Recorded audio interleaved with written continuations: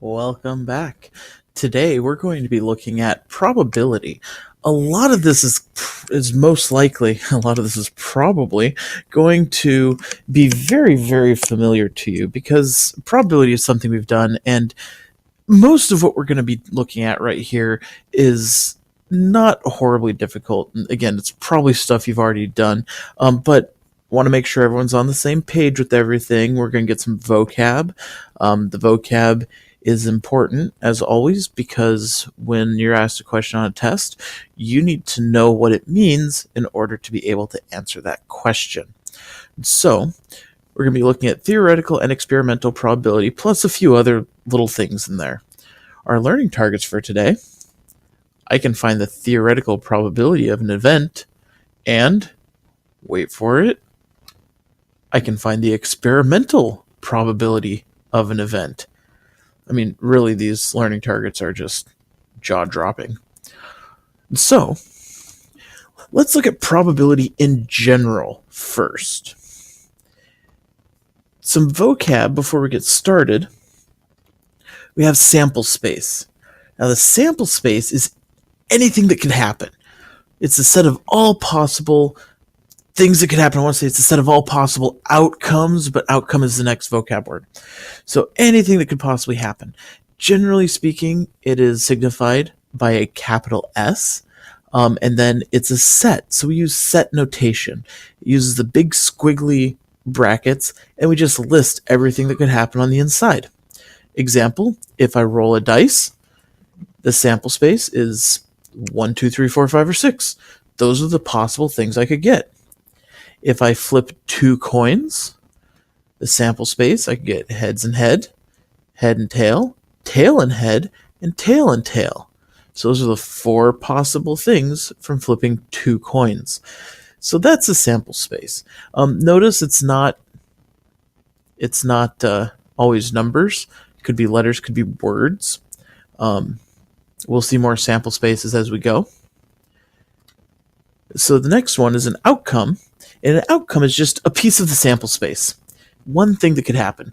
An element of the sample space. Element just means it's a piece of it. Example, outcomes. Roll a dice, get a 2. Flip 2 coins, get 2 tails. Like, any one of these things is an outcome. What if we want to include more than one thing? That's called an event. An event is a set of possible outcomes, or a subset of the sample space. Examples of some events: we could roll an odd, 1, 3, or 5. We could get at least 1 tail, so we could get head tail, tail head, or tail tail. We could roll a 2 or a 3.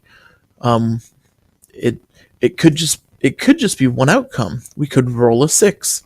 That is an event. It just doesn't have to be only one thing.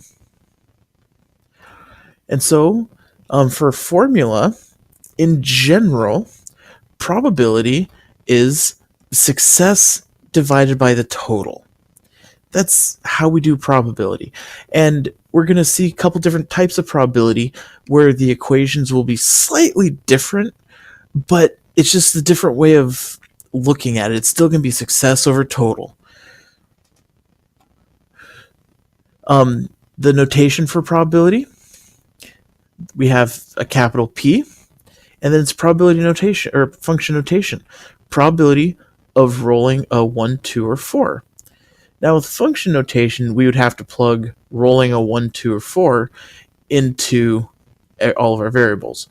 Not so much with probabilities. It's just the probability of rolling a 1, 2, and 4. You can shorten that if you would like to. Chances are at this point we'd be thinking about dice anyway for this problem. So just P 1, 2, 4. But you can also write out a full sentence if you would like. It doesn't matter.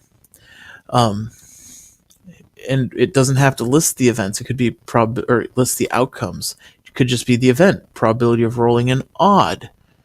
Based on our previous knowledge, we know an odd would be a 1, 3, or 5. And it could be quite a bit longer. could be probability of flipping 2 coins and getting 1 head and 1 tail. Chances are, if you had a problem like this, you know that you're flipping 2 coins. So it'd probably just be P of 1H and 1T. But again, you can be more verbose. If brevity is not your thing, feel free to let it all out here. And so, as we're talking about rolling dice, talking about these guys, we have different names for these. The book calls these things number cubes because dice implies gambling. Me, I call them dice because number cubes is stupid. So we're just going to call them dice. But when you see a question in the book and it says you roll 2 number cubes, it means dice. Now, you notice I have it capitalized. It's because while I like the thing, and seriously, in statistics, I can't teach you how to play craps using number cubes, so we're going to use dice. But you can notice it's all in caps. That's because I'm not a huge fan of the singular form. Dice is plural. It's more than one dice. It's one die. And it's just awkward using it in a sentence. So I made it an acronym. And dice would be dotted integral cubic experimenters. And so that way I can use it as singular or plural, and it doesn't matter. So every time I type it, you will notice that it is all in caps, and that's why. So, from here, things about probability. The probability of any event is always going to be between 0 and 1. 0 is the smallest thing it could be, 1 is the biggest. I know a lot of people try and say, well, it's 0 to 100. No, that's a percent. There are small differences, nothing hugely important, but probabilities go between 0 and 1. 0.5 is, for all intents and purposes, equivalent to 50%, but the probability is 0.5, not 50. If we look at those endpoints, if the probability of an event equals 0, what does that mean? That's most likely right, whatever you just said. It means that event E cannot happen. It will not happen. Never, ever. It just can't. For example, I roll 1 dice. What's the probability of me rolling a 7? 0. 7 is not one of my options. It is not in the sample space. So, that's what probability equals 0 is.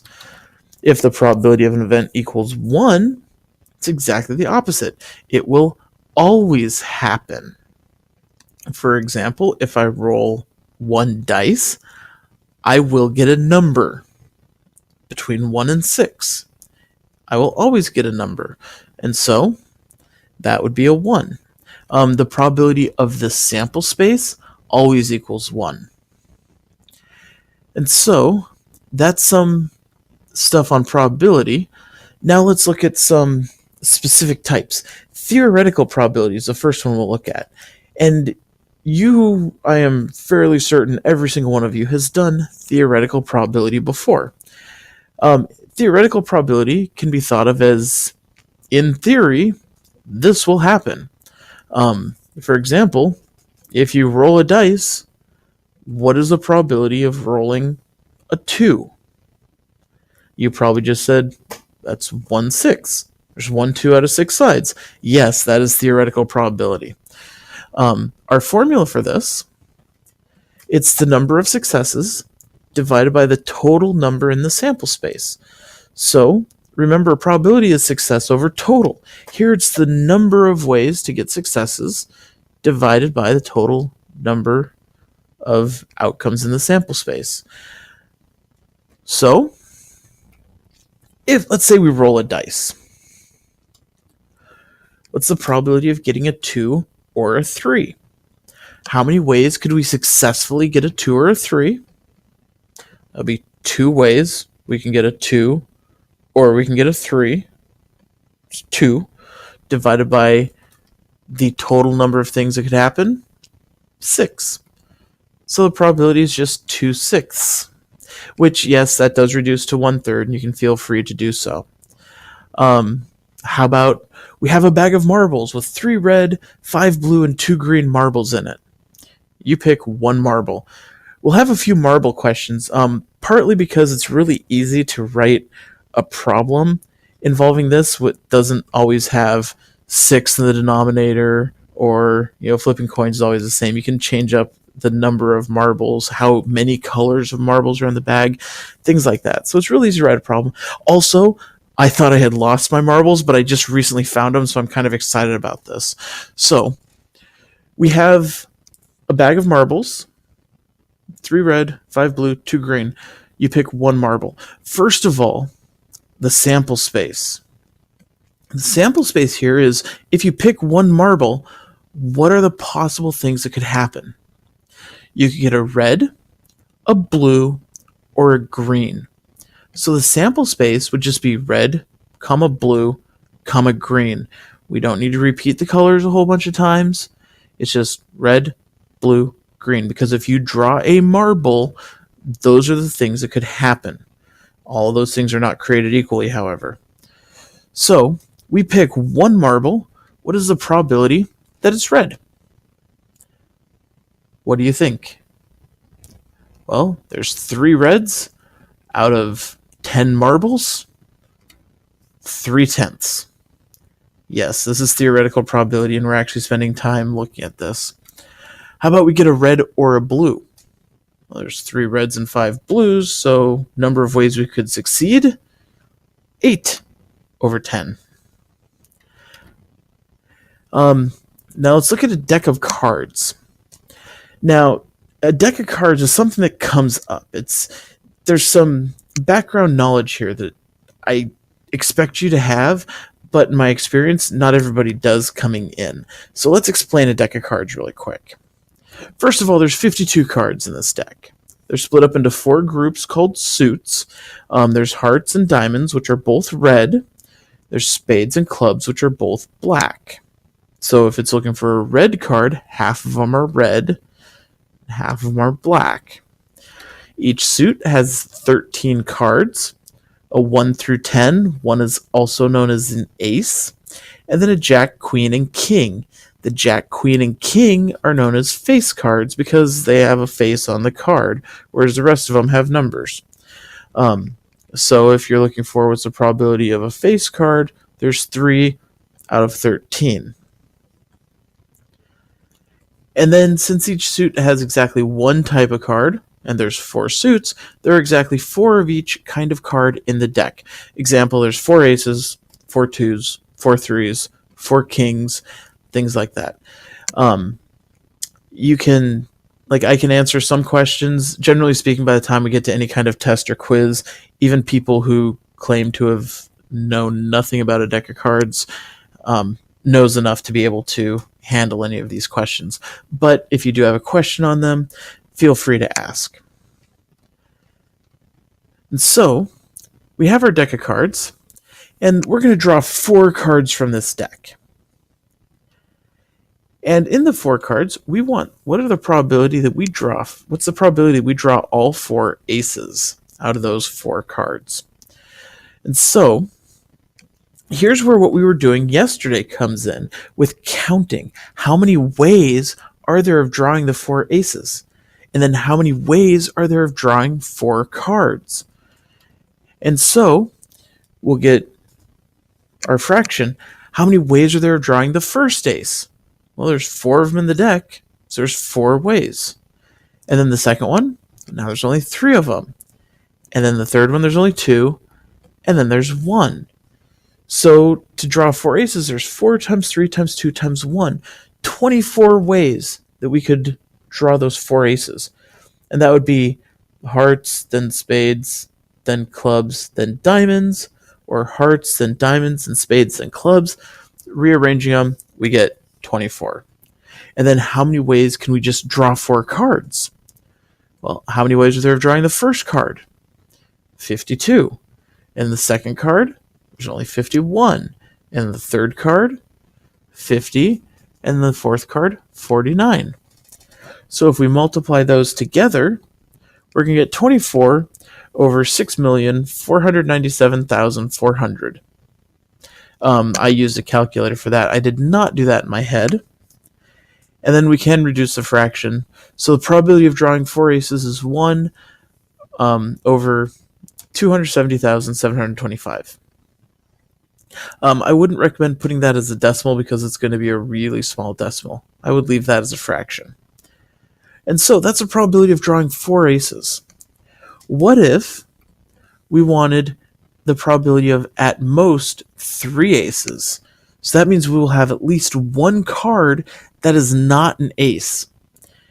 We could go through and figure out every single possible combination, but that would take a lot of time. And so, instead, we're going to look at it in another way. And that is, we're going to need another vocab word, and we're going to look at the complement.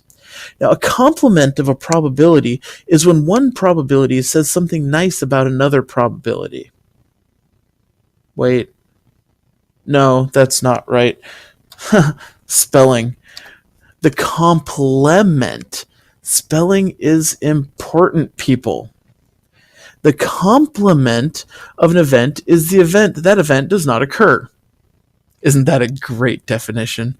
The event that the event does not occur. It doesn't happen. So rolling a 2, the complement of rolling a 2 is not rolling a 2. The notation for a complement of event A is A, and then it gets a C for complement as an exponent. It's not actually an exponent, it's just where we put the notation. So the event, if event A is rolling a 2, AC is not rolling a 2. So we could get a 1, 3, 4, 5, or 6. In our case, if event A is drawing 4 aces, A of the complement is not drawing 4 aces, which means we have at least one other card. We have at most 3 aces. So how are we going to use the complement to help us here? Well, the nice thing, let's look at rolling a 2. If we roll a 2, or we don't roll a 2, is there anything else that could possibly happen? No. An event and its complement covers the entire sample space. And so, what is the probability of the sample space? It's 1. So the probability of an event plus the probability of its complement equals 1, which means we can also subtract the probability of a complement equals 1 minus the probability of the event. So not drawing 4 aces, it's going to be 1 minus the probability of drawing 4 aces, which we already found, and that one wasn't all that hard to find because there's really only one way of doing it. We can't mix other cards in there. And so it's 1 minus this number. Well, we can make common denominators. 1 is going to be 270,725 over 270,725 minus 1 over that gives us 270,724 over 207,725. So if we were to list out all the events, we would have to list out all 270,724 possibilities, and that does not sound like a good time. Using the complement was much, much easier. And so, again, that's theoretical probability. In theory, what's going to happen. Next one, geometric probability. Here, and this is actually just a type of theoretical probability. We're going to use shapes, though. Because if you have shapes, you don't really have the number of successes and the total number. That doesn't really make sense. So instead of numbers, we're going to use the area. It's going to be the area of success divided by the total area. Something here, we could have a target. So we have a target with this distance is 4, and the distance here is 5, and the distance here is 3. we can find the probability of hitting a bullseye, getting it in the red circle. So it's going to be the area of success. That's going to be the area of the red circle divided by the total area is the area of the whole big circle. So if I throw a dart at random, assuming I have absolutely no skill in throwing darts, which is a fairly safe assumption, what's the probability I get a bullseye? So we have the area of the red divided by total area. The area of the red, it's just the area of a circle. We have pi r squared. R is 4. So pi times 4 squared. And then the total area, and this is where people mess up, because they say, oh, it's pi times 3 squared. Is 3 the radius of this big circle? No. We have to add these together. That's really the way that they can trick you on this type of problem. 4 plus 5 is 9, plus 3 is 12. So we have pi times 12 squared for the big area. Now, one of the cool things about these problems, notice we have pi times something over pi times something. The pi's cancel. So really, we just have 4 squared, which is 16, over 12 squared, which is 144. And then we can reduce. To get the probability of hitting the red circle is 1 over 9. Right? So one way they try and trick you up a little bit is by not giving you the actual radii, but just giving you the distance of the rings. The other way that this type of problem could be a little bit more challenging is the probability of the green circle. It's going to be the area of the green circle divided by the total area. And so the green circle, some people are like, well, the green, that's just pi times 5 squared. No, areas don't work like that. To find the area of this green ring, we're going to have to find this total circle area minus this piece inside. And so we'll have pi times 9 squared minus pi times 4 squared. And that will find this green area here. And then the total is still pi times 12 squared. The pi's still cancel because everything has a pi in it. And so really we just have 9 squared minus 4 squared, which is 81 minus 16 over 144, which is 65 over 144. That's the probability of hitting it in this green ring.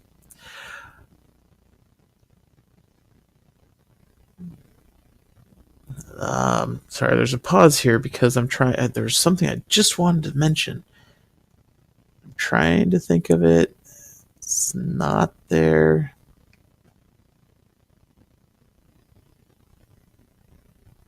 No, nothing.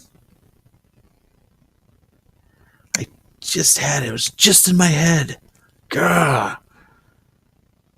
Let's see. Total area, area of green, area of red, total area, blah, blah, blah. Oh, I remember now. So, back to the red circle. Right, this is in the center.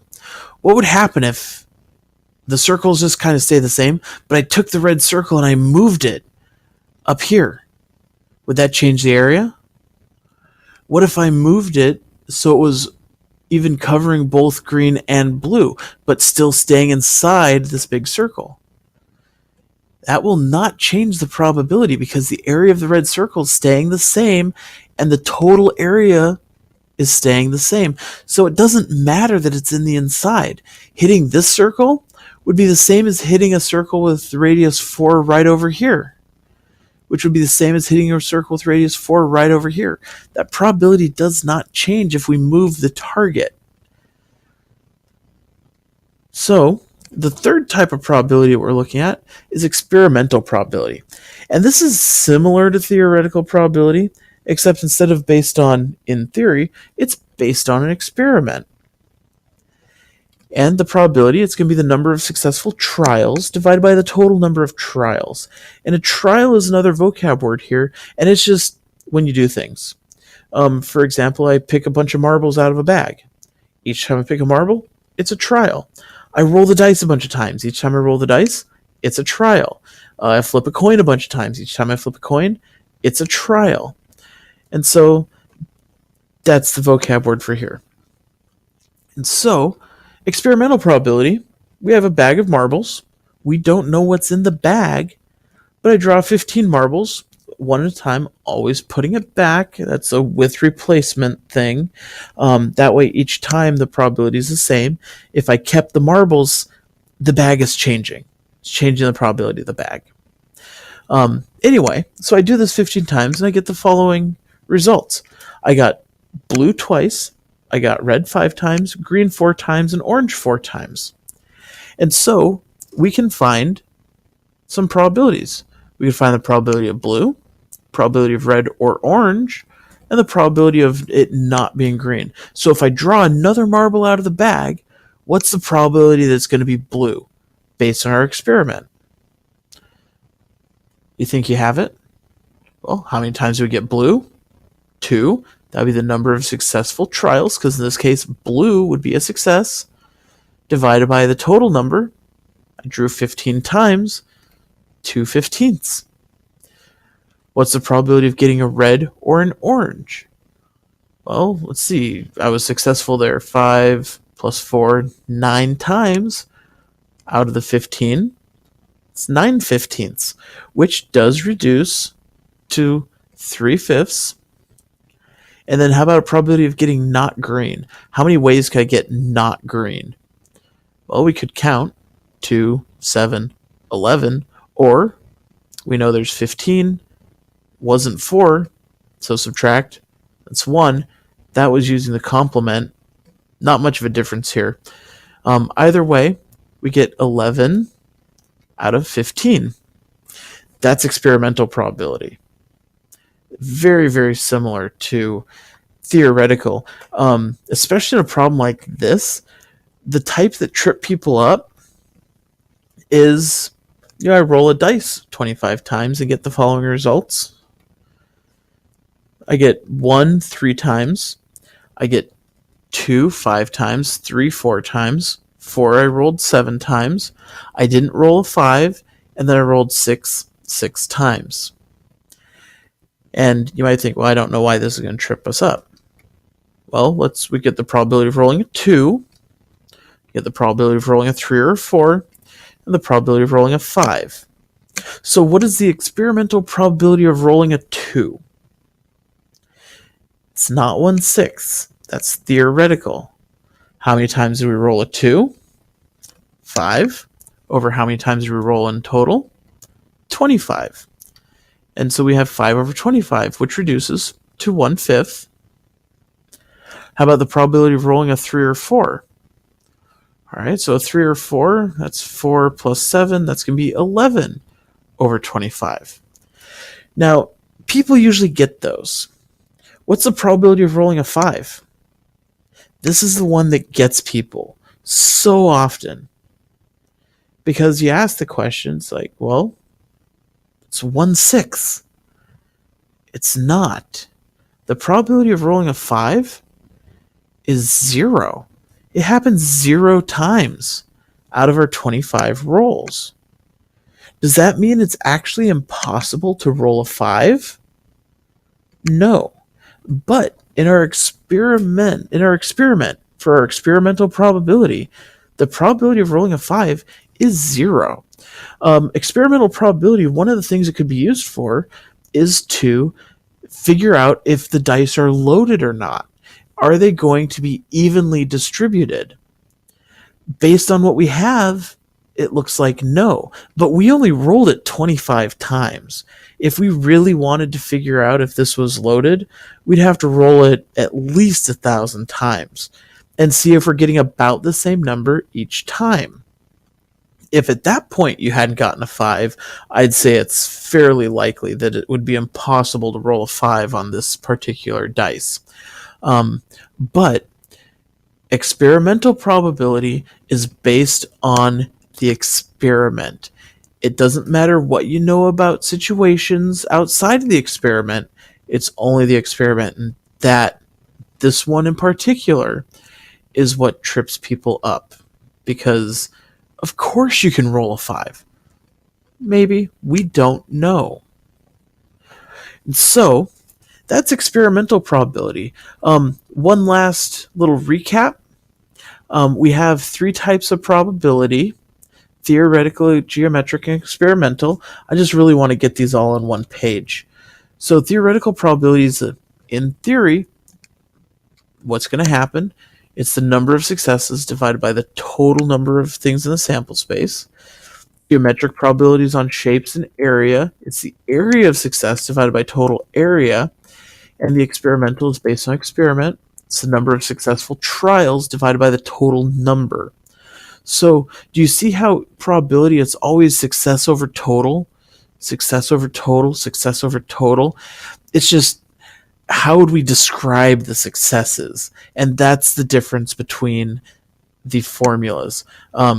Because if we just use geometric, the area, that would not make sense for the other two. And again, the other two wouldn't make sense for any of the others. So that's why we use slightly different terminology. Anyway, hopefully you learned something. But again, this is probably a lot of review, but that's okay. It's nice to have a little bit of review once in a while. Hopefully you were entertained slightly, and I will see you in class.